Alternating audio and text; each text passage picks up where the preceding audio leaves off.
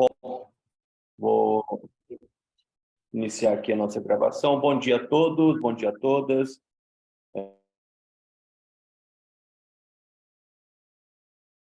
As aulas do Centro de Estudos. Hoje a gente tem como convidado o professor Virgílio Almeida e como moderadora a professora Zilma. Eu, de antemão, já passo a palavra para a professora Zilma, ela faz as honras das apresentações e ela também vai fazer uma introdução breve do assunto. Professora, fique à vontade. Bom, colegas, bom dia. Eu quero dizer que hoje é um dia na aula.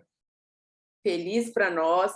A gente vai ter o privilégio de ouvir o professor Virgílio a respeito de um tema que é tão polêmico, né, e que tem trazido inquietação para quem trabalha com ensino e pesquisa. Há países, né, a Itália proibiu o ChatGPT, a universidade se posicionando a favor ou contra. Vale a pena proibir ou não? Eu acho que a gente tem muitas perguntas aí suspensas e o professor Virgílio vai nos ajudar a amadurecer nesse tema, né? Mas quem é o professor Virgílio? Então, eu tenho a honra de compartilhar lá na diretoria executiva do Centro de Inteligência Artificial, Inovação e Inteligência Artificial para a Saúde, com ele, né, uma cadeira na mesa de direção. Na verdade, ele é o nosso coordenador maior e o idealizador desse centro, então tem sido um privilégio, né, trabalhar com ele. Ele é professor emérito do Departamento de Ciência da Computação da UFMG, professor associado no Centro Beckman Klein para a Internet e Sociedade da Universidade de Harvard. Ele é coordenador do nosso centro de IA, né? Está sediado na UFMG, mas é muito maior do que a UFMG, envolve vários pesquisadores, instituições, empresas também que participam, né? Uma iniciativa público-privada. E ele é membro da Academia Brasileira de Ciências, da Academia Mundial de Ciências e da Academia Nacional de Engenharia. Então, assim, é uma honra mesmo, né, conseguir trazê-lo aqui e colocá-lo aqui para falar a sua opinião, nos explicar o que é isso, né, quais os riscos que nós corremos e quais são as oportunidades. Então, vamos dar o bom dia a ele, né? E aí, antes da apresentação, eu preparei aqui em tempo real algumas perguntas para o ChatGPT, porque eu sei que muita gente ouviu falar, mas nunca experimentou. Então, a ideia é fazer uma primeira experimentação, mas vamos só ouvir o bom dia aí do professor Virgílio e eu compartilho a minha tela. Obrigada, professor. Bem, bom dia a todos e a todas, né? Eu agradeço as palavras generosas demais da professora Zilma, né? E o convite para vir conversar com vocês um pouquinho sobre esse ramo da inteligência artificial, que faz parte do centro nosso na UFMG, da qual a Zilma, né, é parte do conselho diretor, né?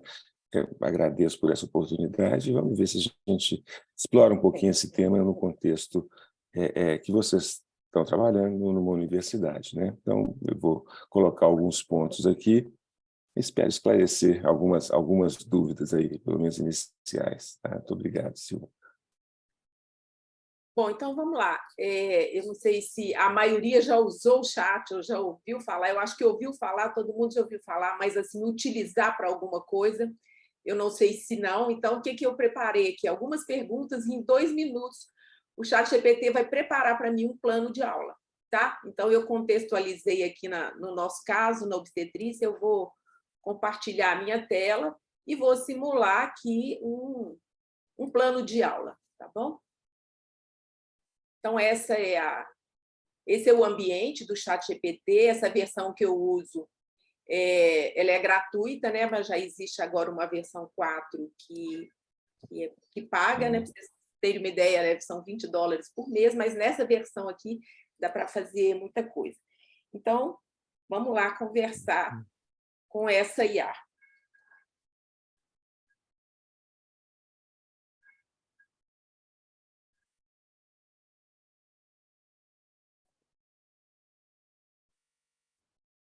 Eu vou pedir agora para ele preparar para mim um caso clínico.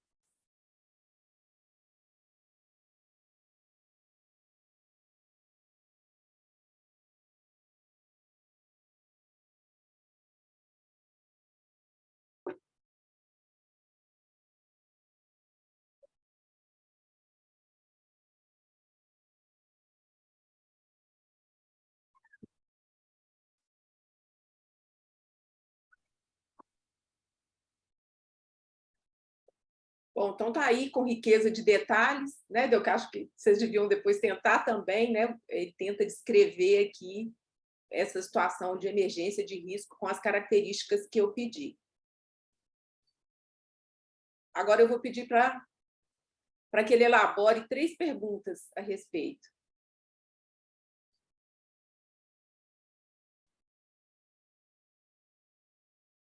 Então, a lógica é até boa, né? Quais são as causas da restrição de crescimento, quais são as opções de tratamento para pré-eclâmpsia grave, que juntou aí gravidez de risco com gemelar as pistas que eu passei, né? Quais são os fatores de risco para cesariana de emergência? Então, coloquei aí as minhas perguntas. Agora eu vou pedir para que ele traga as respostas.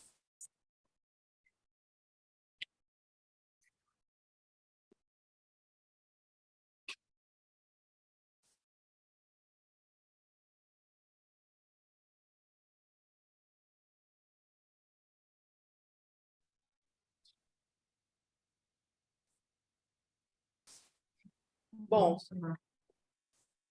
então, olha, respondeu a segunda pergunta, colocou aqui o protocolo do American College de Ginecologistas e Obstetras, né? A gente tem que ler, tem que conferir, não sei se isso é exatamente a verdade, não dá tempo da gente discutir aqui. E agora, eu que me preocupo muito aí com a pesquisa e com os dados, vou pedir para ele elaborar para mim, para um projeto de pesquisa nessa área, uma base de dados com 5 variáveis que descrevam aí esse cenário.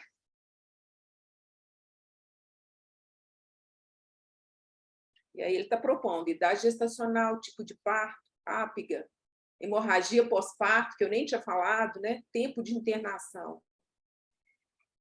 E agora, finalmente, olha, eu vou pedir para ele simular uma base de dados.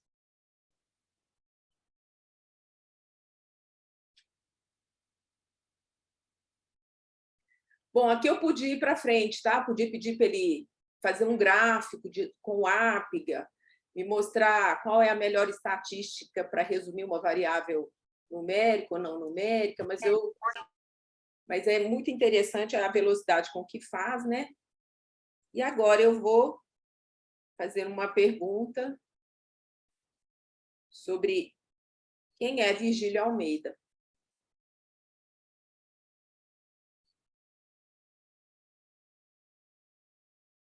É, Virgílio, você já está na França, olha.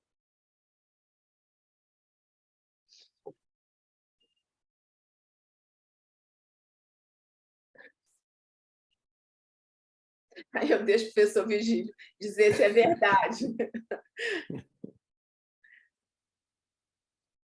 Tem algumas coisas verdadeiras, tem várias que ele inventou na cabeça dele. O termo que tem sido usado é ele teve alucinações. Bom, gente, então, sem mais delongas, é só para assim, mostrar, né, o potencial e os riscos em tempo real, e eu passo a palavra, então, para o professor Virgílio. Obrigado, Zilma. Acho que foi ótima a sua introdução, porque eu não saberia nem fazer as perguntas, né? Bom que eu aprendi algumas coisas aqui que você utiliza, né? Bem, eu vou falar um pouco, deixa eu colocar aqui minha tela.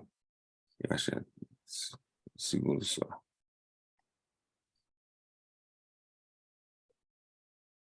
Tá ok a tela? Tá, né? Sim. Tá. Então, eu vou falar um pouquinho sobre o que é o GPT, né? Qual o contexto, e, na verdade, eu fiz exatamente o que a Zilma pensou, né? Primeiro, eu pedi para ele dar uma...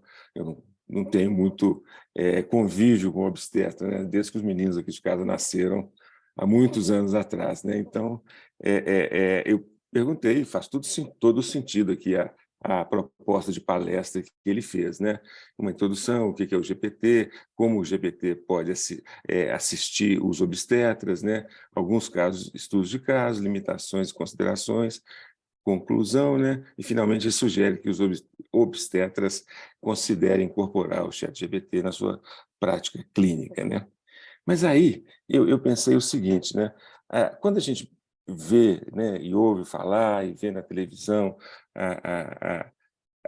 as reportagens na mídia, né, sobre o avanço da inteligência artificial, a primeira pergunta que acaba deixando apreensão e incerteza, que se faz o seguinte: o ChatGPT vai tomar o meu emprego, né?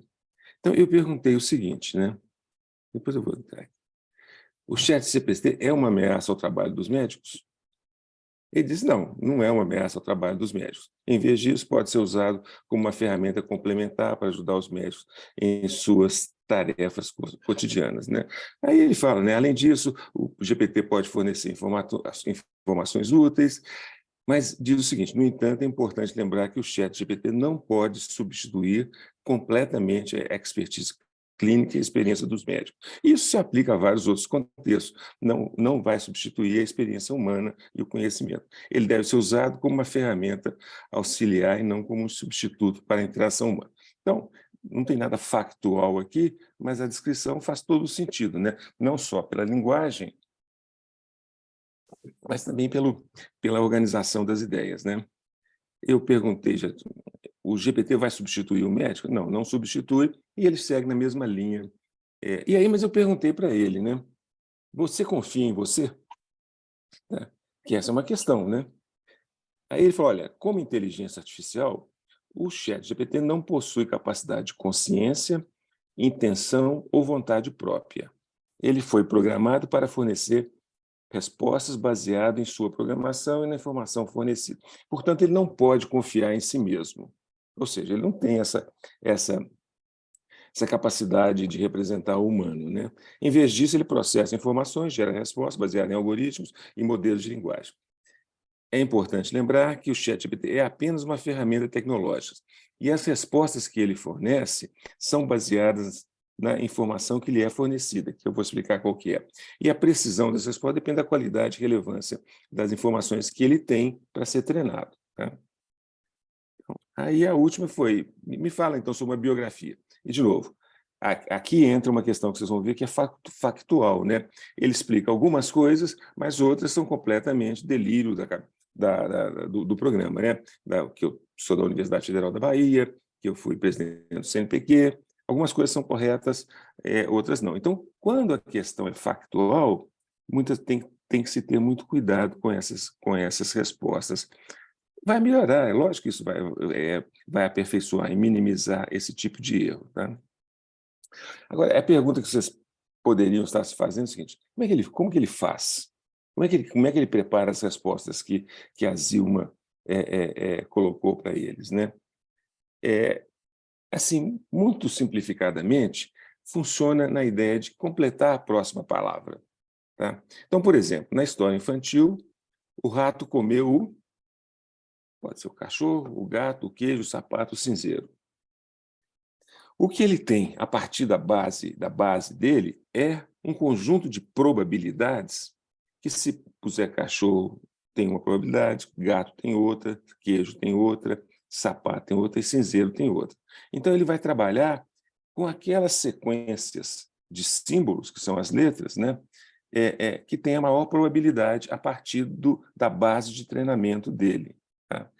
Ou seja, de novo, não tem nada de humano nisso. Tá? Então, ele é um conjunto de tecnologias. Né? Então, vamos lá, vamos tentar ver alguns pontos um pouquinho mais específicos dessa história. Tá? O GPT significa, né, um transformer, que é um algoritmo de transformação pré-treinado, né, e gerador. Pode ser gerador na verdade, isso faz parte de uma classe chamada inteligência artificial generativa. Pode ser gerador de texto, mas pode ser gerador de imagens também, ou até de vídeos. Tá? A gente já vê várias vídeos e, às vezes, programas de televisão fora daqui, onde os apresentadores não existem como pessoa, tá? Mas eles têm toda a face humana, tá? Foram gerados por um programa desse. Então, assim, alguns pontos que nos interessam na conversa. Os sistemas usados no processamento de linguagem, né, de linguagens naturais, são conhecidos como modelo de linguagem. Tá? Então, o que ele faz? Ele coleta dados numa quantidade astronômica para montar essas probabilidades. Quando eu digo numa quantidade astronômica, é porque são bilhões e bilhões e bilhões de textos tirados da internet, de livros, de conversa, de tudo que ele vê. Tá? Então, a definição clássica de um modelo de linguagem é uma distribuição de probabilidades sobre sequências de símbolos ou palavras, tá? Por isso, esses modelos têm que ser treinados em grandes massas textuais. É importante lembrar que o que está sendo gerado pela máquina é uma sequência de símbolos, tá? Não tem nenhuma mágica por trás disso, não tem nenhum humano por trás disso. De símbolos gerados de acordo com o sistema de probabilidades. De novo, é um sistema computacional que, dado um conjunto de palavras que representa isso que a Zilma colocou, me deu o estudo de caso, ele vai, então, formar as sequências que representam, lembrando aquele slide inicial, vai completar, a gente tem aquela brincadeira de complete as palavras, né? Mas o impressionante, primeiro, é a rapidez, Zilma. Segundo, é a versatilidade em qualquer tema. Terceiro, é a língua. Eu perguntei em inglês, perguntei em português, poderia perguntar em diferentes línguas e ele funciona também. Tá? E ainda chama a atenção também que, em novembro de 2022, ou seja, 4 meses e pouco atrás, a empresa de pesquisa chamada OpenAI, era sem fins lucrativos, já não é mais, tá? Anunciou uma nova ferramenta de linguagem, o ChatGPT, que é um chatbot, que é esse programa capaz de interagir numa conversação humana, tá? E que tem, na verdade, uma elegância no texto, faz todo sentido, em resposta às solicitações ou perguntas. Então, o ChatGPT é um modelo de linguagem, é um modelo grande de linguagem, que tem 175 bilhões de parâmetros após ser treinados numa imensa base de dados. Esses parâmetros estabelecem as ligações para calcular essas probabilidades que ele faz. Tá? É importante dizer o seguinte: poucos países têm a capacidade, a infraestrutura para processar isso. O Brasil está longe de ter essa infraestrutura. Estados Unidos, China, um ou dois países na Europa e pronto, tá? Então, um aspecto aí de uma natureza mais estratégica isso entra nas disputas geopolíticas, a infraestrutura para esses programas de inteligência artificial, tá? Aquilo que eu falei, né? O aprendizado de máquina é uma sub-área da inteligência artificial, tem várias outras, mas essa chamou a atenção justamente pela capacidade de trabalhar com textos, né? Ou com imagens, né? Alguns dias atrás saiu um artigo muito interessante no New York Times, né? Sobre o impacto disso na área do direito, tá? Então, um especialista, né, um advogado de uma dessas grandes firmas de direito, né, ele fala o seguinte: olha, o meu papel é gerar texto, e ele está gerando textos tão ou mais inteligíveis do que os meus. A preocupação de como é que isso vai, sendo que você vai substituir em segundos algo que um advogado, ao estudar um processo, demoraria dias, tá? Então, ele é baseado nas redes neurais que imitam o processamento do cérebro, né? E aí tem esses 3 blocos, tem que ter as grandes bases de dados pré-treinadas, tem aí um ajuste desses dados, um ajuste muito importante também para verificar o quanto ele gera respostas incorretas, discriminatórias, racistas, tudo isso passa nessa construção. Tá? Mas lembrando aqui, essa nossa conversa toda, é importante dizer o seguinte: você é um professor da Universidade de Nova York, diz que esses sistemas não têm uma compreensão ética do mundo, não têm senso de verdade e não são confiáveis, pelo menos no estágio atual. Tá? Vamos lembrar disso. Mas a coisa evolui, as empresas vão rapidamente buscando utilizar isso. Por exemplo, 2 jornais ingleses já publicaram vários artigos escritos pelo ChatGPT. Outro dia, eu lendo uma entrevista de uma pessoa lá nos Estados Unidos, ele fala assim: olha, ele cita o ChatGPT e fala assim: por enquanto, nós ainda estamos fazendo uma diferenciação entre o ChatGPT e o humano. Será que isso vai durar muito tempo? Mas isso são especulações, né? Aí eu acho que um ponto que nos interessa, e aí interessa a vocês, não só a questão do ensino, mas também a questão do uso no ambiente, na prática clínica, né? Mas eu vou falar do ensino, porque a prática clínica eu não teria condições de falar. Talvez eu peça o ChatGPT para me ajudar, né? Aí seria um avanço. Mas, em termos de ensino, eu acho que um ponto importante, e aí olhando para o futuro, o ChatGPT é uma oportunidade de capacitar os estudantes, de formar as novas gerações no convívio humanos-robôs, que é o que que é o que espera-se que vai acontecer cada vez em maior escala. E lembrando o seguinte, talvez alguns aqui mais experientes, lembre que quando se falava em robô, a gente tinha aquela imaginação daqueles artefatos enormes de aço, de ferro, com aqueles braços mecânicos que trabalhavam numa linha de trabalho ou trabalhavam numa linha de produção de automóveis, por exemplo. Os robôs que nós estamos falando agora estão aqui, feito o ChatGPT, é um robô. Então, esse convívio no trabalho, nas relações entre o humano e o robô, vai ser cada vez mais importante. Não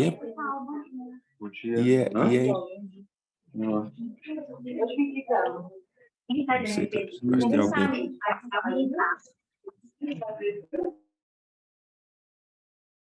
Acho que tinha alguém falando aí, né?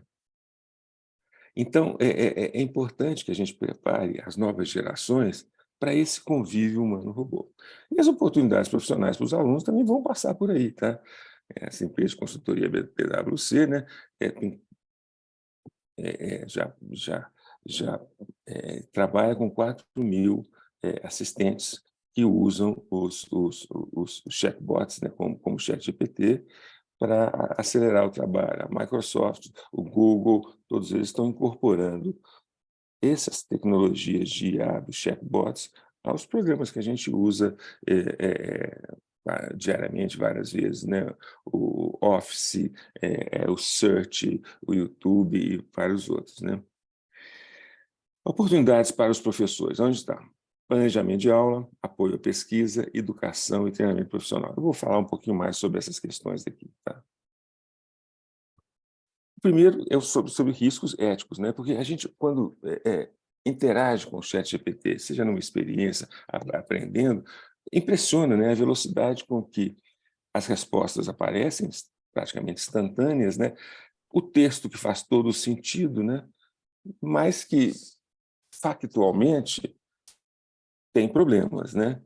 E pode ter também riscos éticos, como, por exemplo, discriminação de grupos mais vulneráveis, né? E impactos sociais, vamos falar. O primeiro impacto social é o receio de que isso seja uma destruição de empregos, tá? Em várias áreas isso vai ter esse impacto. Então, sobre o mercado de trabalho, uma vez que as funções e ocupações podem ser vistas como obsoletas. Por exemplo, né, um exemplo concreto, os call centers, por exemplo, telemarketing, né, empregam 1,4 milhão de pessoas no Brasil, mulheres principalmente. O que uma atendente faz ao receber uma ligação vai ser cada vez mais implementado através de similares ao ChatGPT ou o próprio ChatGPT, né? Imagina o tipo de impacto disso tem, porque, em geral, são os primeiros empregos, tem uma função muito grande de trazer para o mercado de trabalho, mas podem ser afetadas de uma maneira... Já foram afetadas pelo software, né? Agora por esse software de inteligência artificial, mais ainda. Uma preocupação ética sobre autoria e plágio, né? Já é a questão de plágio, através da internet, já era uma preocupação, mas agora fica muito mais evidente, porque o ChatGPT responde qualquer coisa, sempre num estilo. E é interessante, se você tentar, vamos dizer, apertá-lo ou criar situações constrangedoras, ele sai sempre pela desculpa, tá? Outro problema é o risco de enfraquecimento de instituições tradicionalmente vinculadas à produção de informação e conteúdo, por exemplo, as universidades. A produção de conteúdo científico, produção de inovação. Esses conteúdos científicos são produzidos através de artigos. Artigos são facilmente elaborados pelo ChatGPT. Então, essa é uma preocupação. E a possibilidade também de você concentrar as informações em poucas fontes privadas, que são as grandes companhias que dominam o ChatGPT, tá? Então, teríamos, assim, novos oráculos técnicos associados a poucas fontes de poder fora do país. Uma expressão que vem sendo discutida no âmbito das ciências sociais, também na computação, que é o chamado colonialismo de dados. Não mais o colonialismo antigo dos bens materiais, mas a maneira de coletar esses dados de vários países para formar as bases de treinamento. E não deixa ali nenhuma tecnologia, né? O impacto na esfera pública, né, vai ter um impacto para a democracia também, onde, por exemplo, né, primeiro, eu vou primeiro essa questão aqui do impacto na esfera pública. Governos, por exemplo, fazem muitas vezes uma consulta pública sobre uma proposta mais, vamos dizer assim, mais controversa, né? Consulta pública, em geral, é colocada disponível na internet, né? E as pessoas, ou as instituições, as empresas vão lá e dão sua opinião, isso depois tudo é compilado para então sair com uma proposta. A questão agora é o seguinte: você pode ter uma consulta pública e posso ter agentes do ChatGPT gerando as informações que eu quero. Você vai enviesar a opinião pública como se ela existisse, mas ela foi enviesada pelo ChatGPT. A outra questão fundamental que a gente vai ver é o risco de inundação de conteúdo bem articulado, vocês viram como são as respostas, mas que podem ser falsos. Então, isso vai levar a uma ampliação global, isso não é uma questão do Brasil, da questão da desinformação, da fake news. Tá? E se esses dispositivos, por exemplo, começam a reproduzir discursos de ódio, quem deve ser responsabilizado? Como lidar com uma esfera pública por síntese que podem não expressar opinião? Eu crio toda uma questão e uma posição que não existe, é fruto desses artefatos tecnológicos. Tá? Vamos lá. Uma das grandes preocupações é a ampliação do grau de desinformação gerado online. E aí isso vai contaminar as mídias, as grandes redes de televisão, de disseminação de notícias. Então, ele é uma ferramenta poderosa para disseminar desinformação em larga escala. Ele pode criar, de novo, a gente podia falar ela, né? Mas, de novo, o ChatGPT, a gente começa a achar que... Né? Então, o ChatGPT pode criar uma narrativa falsa, que pode ser feita numa escala muito grande e com muita frequência.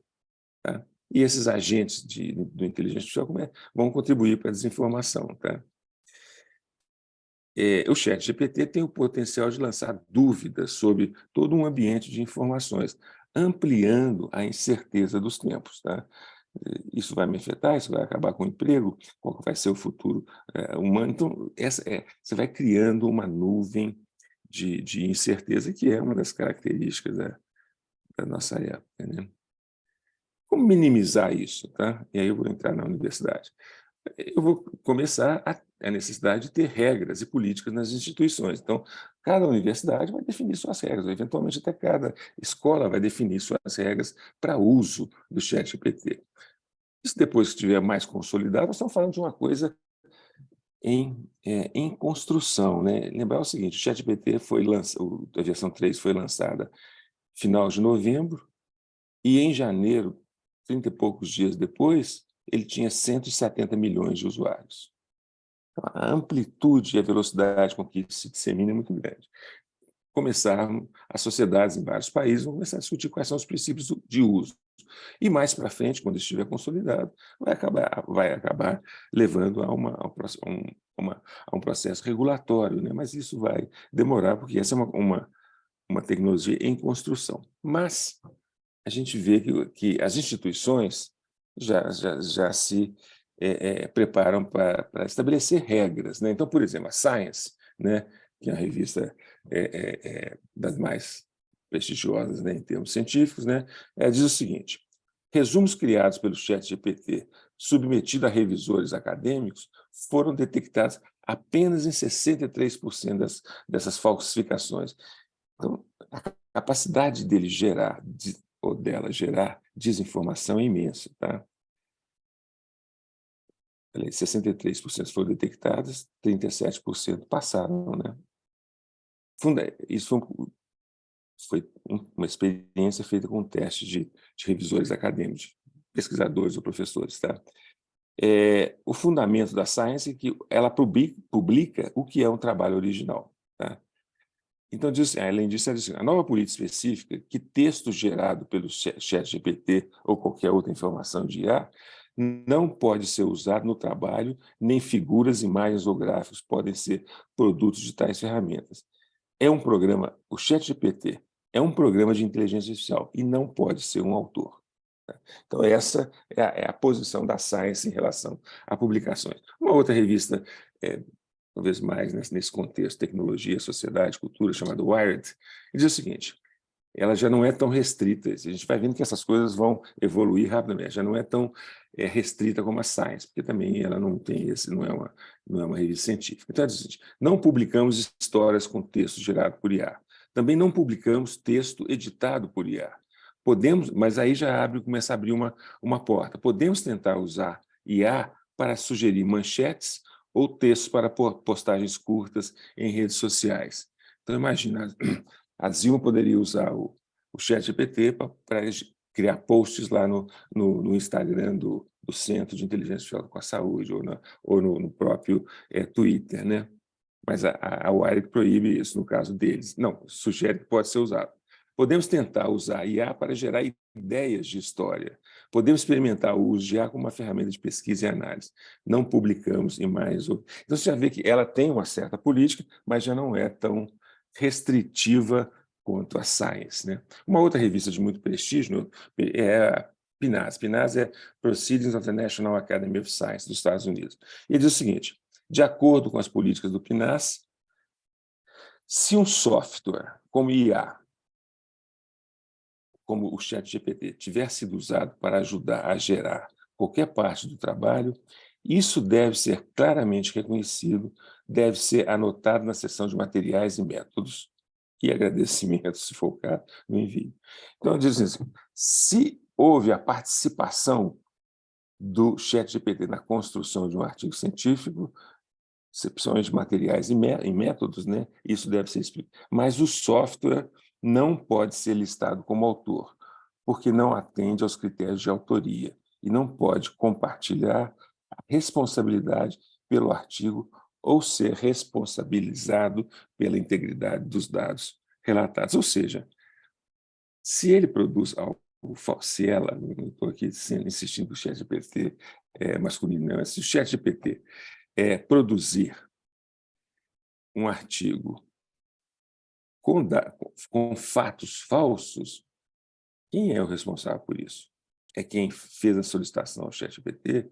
É a empresa que construiu, que desenvolveu e construiu a tecnologia? Então, essas são as dúvidas que as sociedades vão resolver aí. A China tem um enfoque mais pragmático, talvez pela natureza do regime político delas, né? Diz o seguinte: é interessante porque tomaram uma posição. A administração do ciberespaço da China cita a proteção do consumidor e a segurança nacional como motivação para as novas regras de mídia sintética. Sintética quer dizer que foram geradas não por humanos, mas por programas, que poderiam, inclusive, definir um modelo. Por exemplo, né, no caso da China, a legislação que eles estabeleceram agora é o seguinte: os dois elementos centrais da regra são verificação e gerenciamento de conteúdo. As plataformas de mídia sintética precisam incorporar algum tipo de sinal de que são produzidos. Ou seja, se eu leio um artigo numa mídia qualquer, no caso da China, ela tem que ser explicitado se ela foi produzido por um programa de inteligência artificial, tá? E também responsabilizado por isso. Pois bem, e no nosso caso aqui, nós, como professores, né? Algumas universidades americanas já estão trabalhando em regras. Por exemplo, eu tive um debate recente com a participação do reitor da USP, né, sobre como que a USP deve se posicionar. O primeiro ponto importante da discussão, foi um dia de discussão, é o seguinte: a USP não vai proibir o uso do ChatGPT, vai procurar construir regras para isso. Tá? Estou dando alguns exemplos de regras propostas ou em discussão em algumas universidades. Quanto aos alunos, por exemplo, é importante, e aquilo que eu falei mais cedo, né, o convívio eles precisam aprender esse convívio humano-robôs, o que vai ser, que vem pela frente, passa por isso. Aprender como usar geradores de texto positivamente, aprimoramento prejudicial, pessoal, sem prejudicar as habilidades de redigir e pensar, honrar preceitos éticos. Nas universidades americanas, a questão de honra é muito, para quem já passou tempos lá, sabe o quanto é fundamental e crucial e que leva a punições seríssimas, violações de códigos de honra, tá? Que envolve essa questão de plágio e tudo isso. E garantir que avaliações justas entre quem usa e quem não usa. Ou seja, do ponto de vista dos alunos, se eles usarem, tem que haver regras que permitam comparar e serem justas quem usou e quem não usou. E pode ser que quem usou o resultado, por exemplo, um ensaio, a elaboração de um ensaio, seja muito mais interessante, mas o outro tem o valor do autor, né? Estudantes devem dar crédito, e aí é aquilo que coincide com a política chinesa, devem dar crédito a esses modelos de linguagem, porque não se refere só ao ChatGPT, vai ser o ChatGPT e outros modelos generativos, né, que vão surgir. O Google tem o Bard, a Microsoft tem outro. Então, dar crédito aos grandes modelos de linguagem sempre que forem usados, mesmo que apenas para gerar ideias em vez de texto utilizável. Tá? Incluir um apêndice, eu gosto muito dessa perspectiva aqui, olha, incluir um apêndice reportando todas as interações que o aluno ou o grupo tiveram com o ChatGPT no contexto do trabalho. Destacar as sessões do trabalho mais relevantes, escrever uma narrativa nesse apêndice, explicando precisamente como foi usado o ChatGPT para gerar ideias, frases, elementos de texto, longos trechos, linhas de argumentação, etc. E ainda mais importante, explicar por que o aluno ou eventualmente o técnico, a razão de uso do ChatGPT, como, por exemplo, economizar tempo, superar bloqueio da escrita, estimular o pensamento, lidar com o estresse, melhorar a prosa, experimentar por diversas. Então, essas são cada universidade, cada instituição, escola, vai ter que definir essas regras. Tá? Uma das preocupações dos alunos é que haja uma avaliação justa na comparação entre quem usa e quem não usa, porque muitas vezes o conceito vem da avaliação comparativa, né? Mas o professor também deve participar, tem que participar desse processo, né? Ele deve entender como essas ferramentas de inteligência artificial funcionam, incluindo seus pontos fortes e fracos, bem como ferramentas que vêm sendo utilizadas para detectar, elas não têm muita precisão, se aquele texto, aqueles dados foram gerados por uma ferramenta sintética, a fim de otimizar o valor do aprendizado e incorporar o entendimento aos procedimentos de avaliação. Então, veja, parar o ChatGPT, eu acho que é algo que vai ser muito difícil de acontecer. Então, o importante é começar a criar regras. Tá? Meu último slide aqui. O futuro, né, reserva os desafios de compreender o alcance das consequências dessas ferramentas no cotidiano dos cidadãos e as implicações para o funcionamento das democracias. Tá? Resta a governos, congressos e sistemas judiciais criarem parâmetros e limites, não apenas com base em aspectos éticos, mas principalmente sobre as consequências sociais e políticas, principalmente, né, a questão da destruição de pontos de trabalho, no emprego, né? Para que as tecnologias digitais sejam usadas com responsabilidade necessária estabelecer políticas um artigo que eu e dois colegas da Ciência Política publicamos no mês passado na Ciência. Hoje é bom porque ele traça um panorama aberto, se tiver interesse. Né? A Ciência Hoje, né, é uma publicação aberta em termos pela internet, e esse artigo é bem esclarecedor. Tá? Eu acho que é. Então, obrigado. Esse aqui é o meu e-mail na UFMG, esse aqui é o Twitter. Muito obrigado aí pelo tempo. Eu vou parar aqui e volto a palavra para a Zilma e para o Eduardo. Obrigado, professor Virgílio.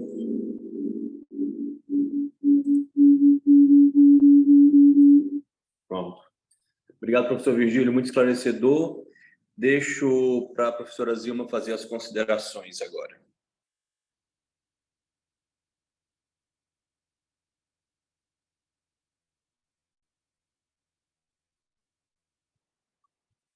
Desculpa. Professor Virgílio, muito obrigado. Eu vou deixar para a professora Zilma fazer as considerações agora e a gente entra para o debate logo após. Obrigado, Eduardo. A Zilma está sem som.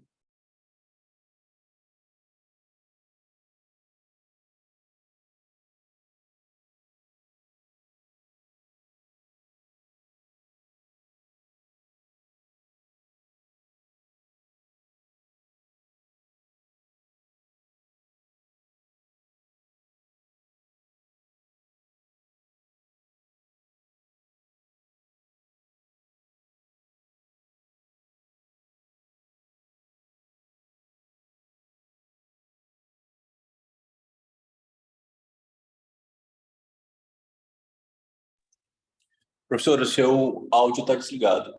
Já abri, já.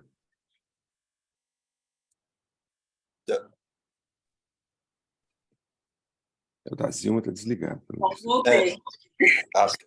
Pessoal, me desculpe, eu vou falar poucas palavras, mais um agradecimento, né, ao professor Virgílio e parabenizá-lo pela qualidade, né, das reflexões que ele nos trouxe, e essa posição aí tão polêmica e tão diversa nos vários países. Isso vai nos ajudar a prestar mais atenção ou pensar nas regras para coibir a falta de honestidade acadêmica, né, associada ao uso dessa tecnologia, uma vez que a gente não vai poder impedi-la, né? Então, essa é a grande preocupação.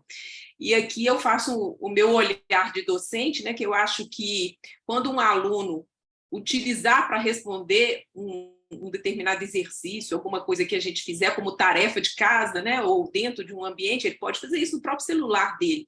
O maior prejudicado é ele mesmo, né? Então, a gente precisa ensinar para os futuros médicos como é que se buscam fontes confiáveis de evidência científica, que nem tudo que está publicado tem a mesma qualidade, como é que se avalia a qualidade da evidência. E um médico, um profissional de saúde, ele precisa ser capaz de interpretar esse conhecimento, essa informação, né, até que ela vire conhecimento que está nos artigos. E esse é um exercício importante para nós, como educadores aí desse profissional que daqui a pouco estará no mercado. Então, é o ensinar a aprender sempre, ensinar a buscar a verdade, a evidência, a qualidade na prestação de cuidados. E quando ele faz uma coisa dessa, ele está se boicotando, né? Porque ele está, de certa forma, no estágio atual da tecnologia, utilizando, talvez para ganhar tempo, né? Então é isso. Eu vou, sem mais delongas aqui, eu vou passar a palavra para os colegas. Agradeço demais, professor Virgílio, uma grande inspiração para nós, e passo a palavra aí para quem tem as perguntas.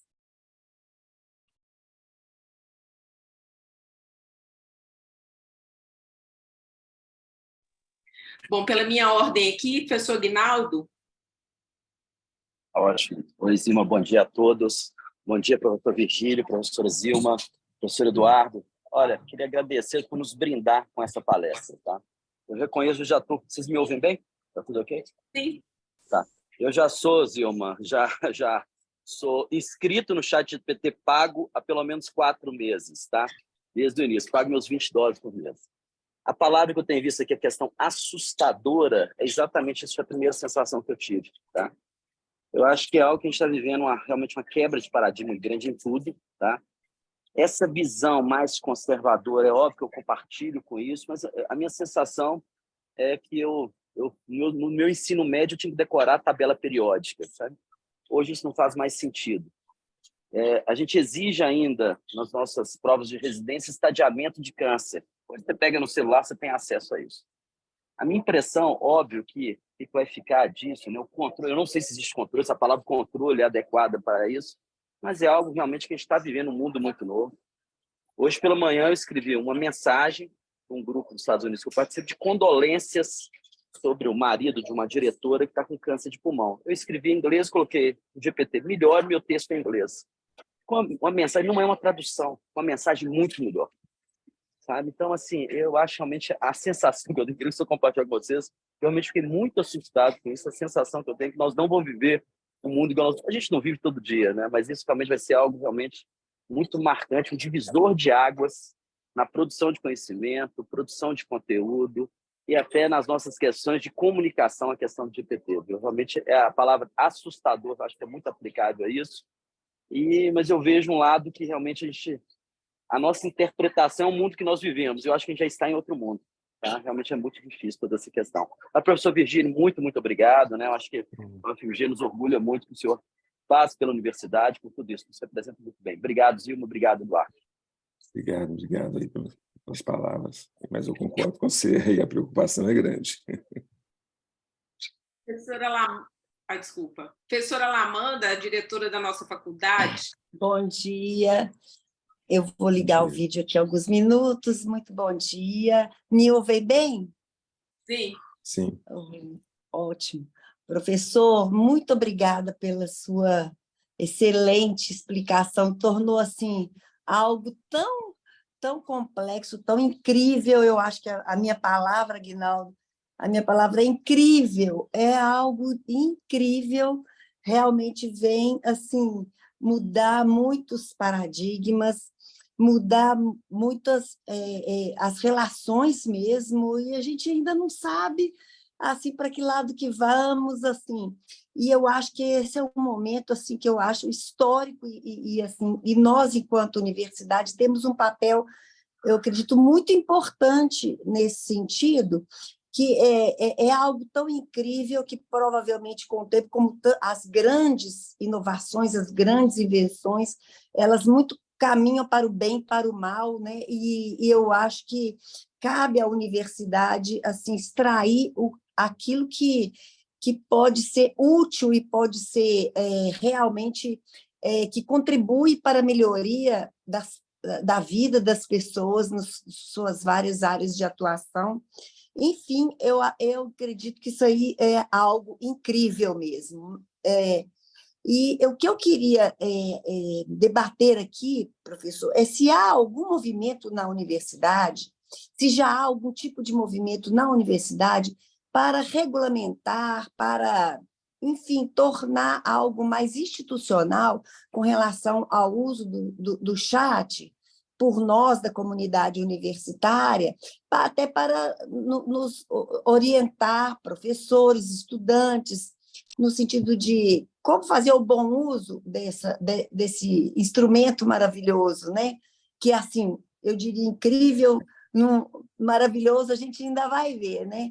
Eu queria saber, e queria ver com vocês o que vocês acham disso, e também uma outra questão que eu queria refletir com vocês é o chat, pelo que eu vejo, é um chat informativo, de muita consistência, mas não, como diz o professor, não é um chat que faz uma reflexão crítica sobre a informação.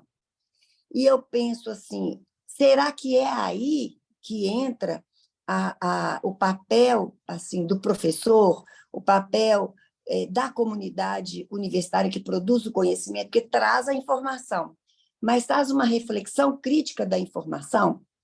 E essa é a pergunta que eu faço, assim, bem dinossáurica, porque eu, de fato, eu ainda estou naquele momento assim, de aprender a usar outros instrumentos tão mais básicos, e quando eu vejo esse assim, realmente incrível. São essas minhas palavras. Te agradecer, professor Vigílio, agradecer, Dilma e Eduardo, por essa oportunidade assim, incrível de estarmos juntos hoje debatendo esse assunto. Obrigada. Obrigado, professora Alamanda. Vou tentar responder rapidamente os seus dois pontos, né? O primeiro, o que a universidade está fazendo? A UFMG ainda não tem uma ação formal, mas a USP, eu faço parte do Instituto de Estudos Avançados da USP, né? Eles convidaram 7 ou 8 pessoas para uma reunião com o reitor, o professor Carlotti, que é da área médica, né? Para discutir o que seriam, na verdade, o que seriam as regras que formariam a opinião, a posição da USP quanto ao ChatGPT. Tá? Então, está sendo elaborado, né, agora um documento que reflete isso, reflete também uma pesquisa interna que fizeram, e a USP vai publicar nas próximas semanas aí, essa posição da USP no que se refere ao uso do ChatGPT. Mas teve um ponto interessante que eu acho que vale a pena mencionar para vocês. O professor Carlotti foi dar a posição dele. Ele é o reitor, vem do departamento, se não me engano, de neurologia, né? E ele falou assim, olha, eu acho que a mudança é tão grande. Aí ele falou do Alexa, do problema da Alexa, o netinho dele pediu uma música, viu uma música estranha, enfim. Mas ele chegou num ponto interessante. Ele falou, a universidade tem que mudar para essas questões. E ele deu o seguinte exemplo, nós abrimos 60 vagas, eu não sei se as 60 vagas foram todas para a escola de medicina. Ele falou assim, eu olhando a especificação do edital de oferta das vagas, né? Não achei, no caso da Escola de Medicina, nenhuma exigência sobre conhecimento tecnológico de quem vai entrar. Aí ele disse o seguinte, olha, ainda indo mais longe, eu acho que deveriam ser contratados não apenas professores da área de medicina, mas professores da área de inteligência artificial para a escola, de modo a semear e difundir essas tecnologias que ele falou que vão ser inevitáveis, inclusive na área médica. Tá? Então, eu acho que a nossa universidade, a UFMG, precisa chamar... porque é o seguinte, é tudo novo, né? Nós estamos trabalhando, estamos vendo a construção de um mundo novo, que está em construção. Então, a sociedade precisa definir como tratar essas questões. E a sociedade implica as instituições, a universidade é uma delas, onde o ChatGPT vai ter um impacto muito grande, porque ele também gera informação, ele gera, eventualmente, coisas que são de conhecimento, mas a fonte é a UFMG. Como é que a UFMG deveria se posicionar em relação a isso? Para que a Escola de Medicina, a Escola de Engenharia, a Faculdade de Direito saibam como usar isso e informem aos seus discentes e aos docentes também, que precisam se preparar para isso.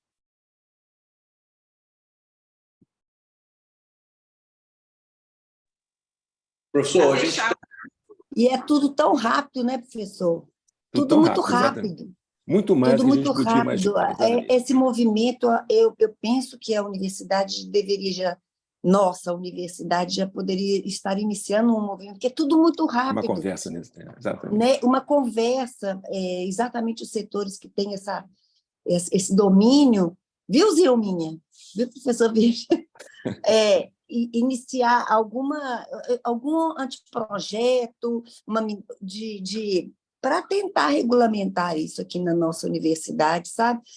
Vai trazer, inclusive, mais segurança para todos, assim, ter uma regulamentação. Agora, porque é incrível e rápido demais, a gente está andando de Fusca e o chat é uma Ferrari, assim, de último modelo, né? Então, nós temos que andar muito rápido. E a questão da reflexão que se faz sobre a informação, professor? O chat não vai trazer, ou traz também. Você viu, eu coloquei um slide. O que o chat produz é fruto de um algoritmo que traduz, que constrói aquela sequência de símbolos que formam a resposta baseada em probabilidades. Ali não tem sentimento, não tem questões de ética. Tá? Então, de novo, e ele pode fazer coisas que são verdadeiras e coisas que são factualmente falsas, né? Tanto que existe esse termo, e aí isso vem sendo investigado por grupos de pesquisa, que eles chamam de alucinações. Ele inventa. Tá? E mais ainda, meu Deus, ele ou ela, né? De novo a gente fica nessa questão, né? Vamos dizer, ela, o ChatGPT, inventa, por exemplo, referências, inclusive. Você me dá uma referência para esse tópico. Ele vai criar referências, periódico, número, edição, ano. Então, de novo, tem vários pontos positivos. É muito perigoso, né, professor? É perigoso, exatamente. Perigoso, porque a desinformação e discurso de ódio hoje... E a desinformação, no contexto de vocês, ainda é mais crítica, né? Porque ela pode ter danos que afetam as pessoas, né? Então, de novo, isso precisa passar. Talvez o mais importante dessa nossa conversa toda é o seguinte: é preciso haver um debate para ver como que as questões são vistas por através de diferentes perspectivas. Tá? Exato, é verdade. Muito obrigada, professor. A respeito do Fusquinha e da Ferrari, que eu achei um ponto muito interessante, a gente precisa de letramento em saúde digital, que é básico, né? Como usar o telefone, como fazer bons registros de qualidade para que a gente tenha uma base, né, de dados confiável, né? Não pode entrar lixo e querer que saia alguma coisa digna de ser chamada de informação ou de conhecimento. Então, eu acho que junto, né? Está tudo junto. Eu acho que o ChatGPT veio atropelar e acelerar essa discussão, mas a gente precisa discutir também o letramento e a base em saúde digital, que não faz parte do currículo do médico. Né? Que tinha que entrar nos programas dos cursos de graduação. Né? Eu vi uma pergunta aqui, acho que da Daniela Silva, do Espírito Santo. A pergunta é a seguinte, aí coincide um pouco da professora Alamanda também. Gostaria de comentar sobre as fontes utilizadas pelo ChatGPT e sobre as informações que ele tem. A pergunta é importante. De novo, tudo vem sendo construído. Quais são as fontes? São todos os dados que estão na internet, tudo que está no Wikipedia, são livros. Mas aí, quando chega na área médica, tem uma particularidade, uma preocupação.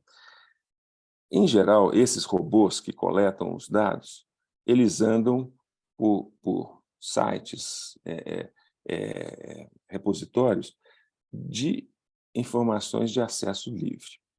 Muitas das informações mais confiáveis da área médica vêm de periódicos que estão atrás de uma barreira, atrás de um paywall. E o chat não entra nisso. Então, eventualmente, quando ele constrói uma resposta, ele pode estar construindo essa resposta a partir do que tem na internet. A internet tem rumor, tem de todo tipo de informação. Então, no caso da área médica, é muito... Antigamente, o doutor Google, né? Provavelmente vai ter o doutor ChatGPT agora, né? Mas ele não tem as informações que são claramente confiáveis, que são ou as revistas, os periódicos médicos, as bases de dados de diagnóstico, experimentos, porque ele é bloqueado para isso. Professor Virgílio, talvez aqui como última pergunta, o professor Rubens colocou que se o ChatGPT tem sido utilizado para verificar plágios de trabalho de conclusão de curso ou de artigos. Não o ChatGPT, mas existem ferramentas que fazem isso. Tá? Essas ferramentas, algumas são de domínio público, mas elas têm uma taxa de erro também. Tá?